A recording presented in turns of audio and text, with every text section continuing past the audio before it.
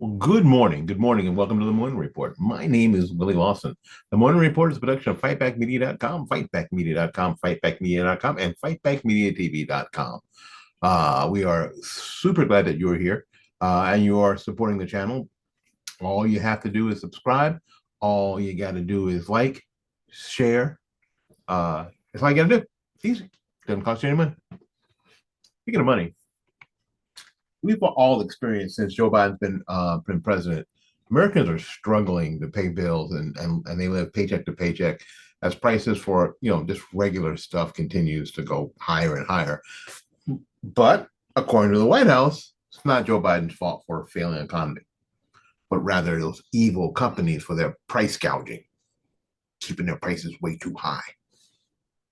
So on Friday, White House National Economic Council Director Lael Brainerd blamed Americans' current financial struggle on companies raising their prices, claiming that they are confident with their wages.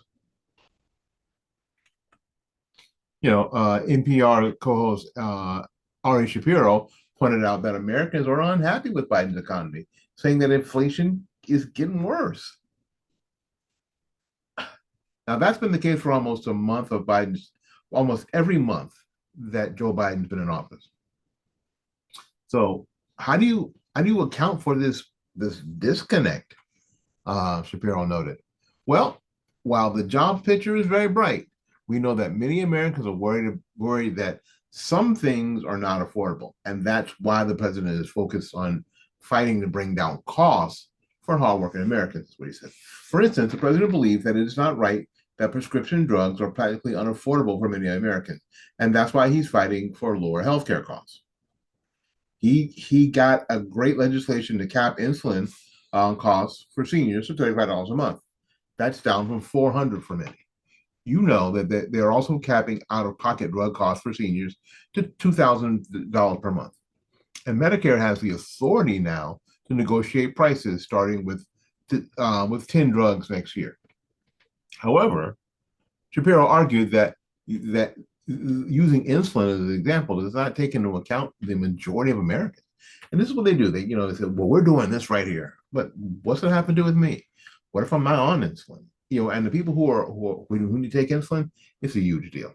Ain't nobody saying it isn't. But for the people who don't, it doesn't matter. If you make Brussels sprouts cheaper, I don't care. I don't eat Brussels sprouts.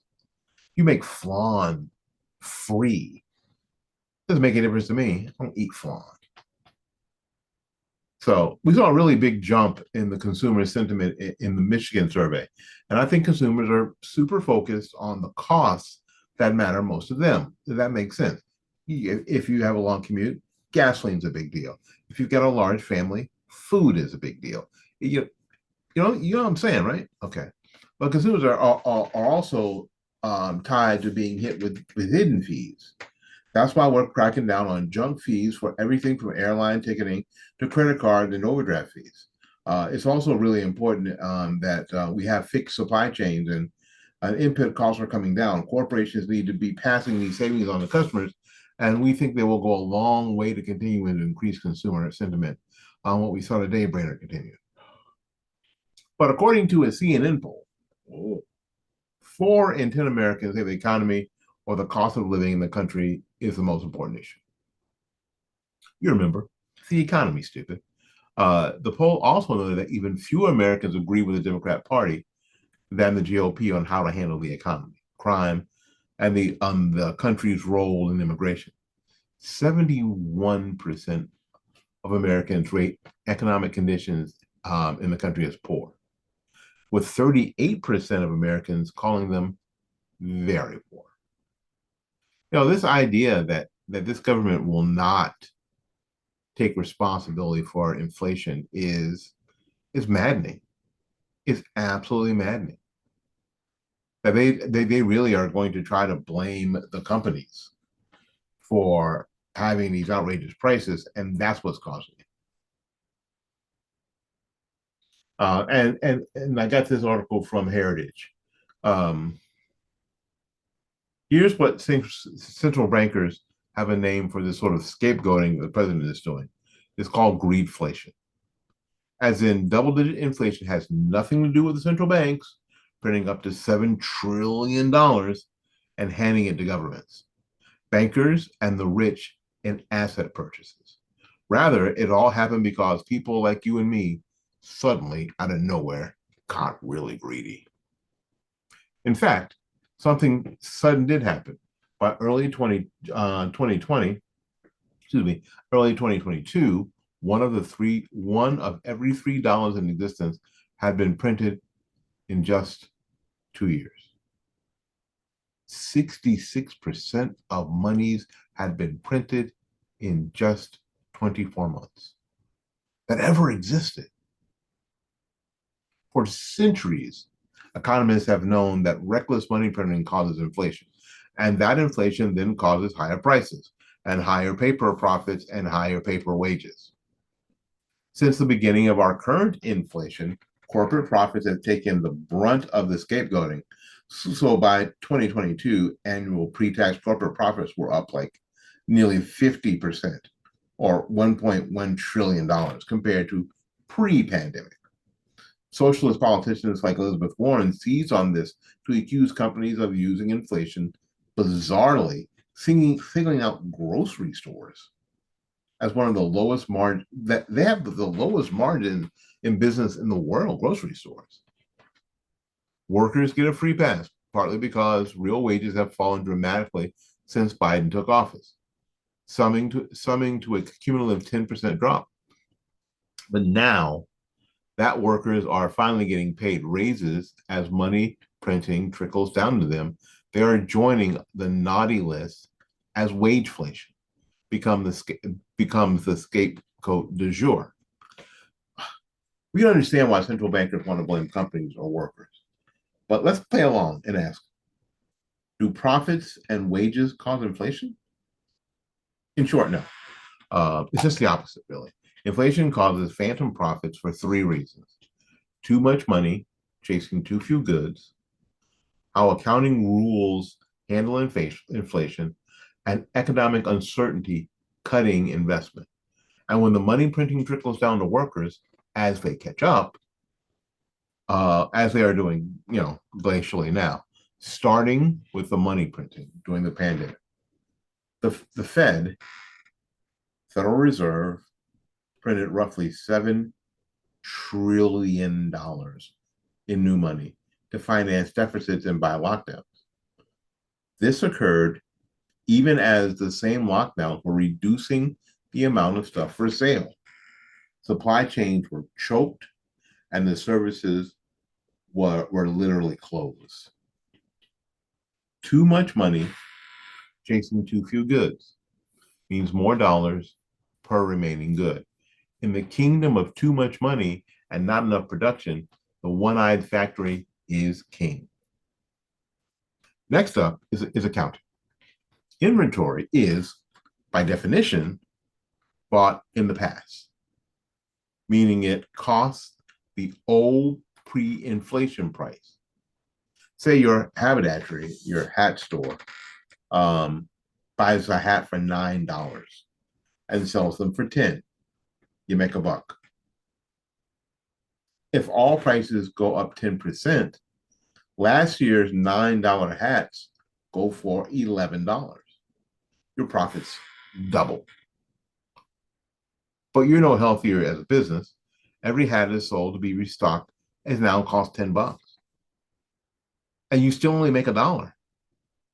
But you get a one-time profit on old, cheap inventory.